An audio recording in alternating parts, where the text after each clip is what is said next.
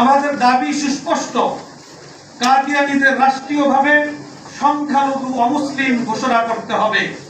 তাদের ইসলামী পরিভাষা ব্যবহারে আইনগত নিষেধাজ্ঞা আরোপ করতে হবে।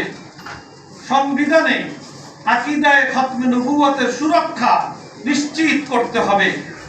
ধর্মীয় শিক্ষা ও প্রচারে বিভ্রান্তি রোধে জাতীয় উদ্যোগ গ্রহণ করতে হবে।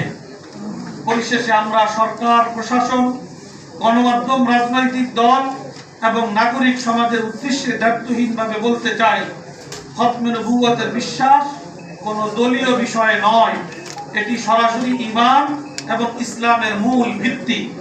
অতএব আসুন দল মত নির্বিশেষে আমরা আগামী 15 নভেম্বর আন্তর্জাতিক খতমে নবুয়ত মহাসম্মেলনকে মহাসমুদ্রে পরিণত করি এবং আকীদায়ে খতমে নবুয়ত সংরক্ষণের চেতনায় উদ্বুদ্ধ হয়ে ঐতিহাসিক সোহরাওয়ার্দী উদ্যানে দলে দলে সমবেত হয়ে মহাজাগরণ তৈরি করি।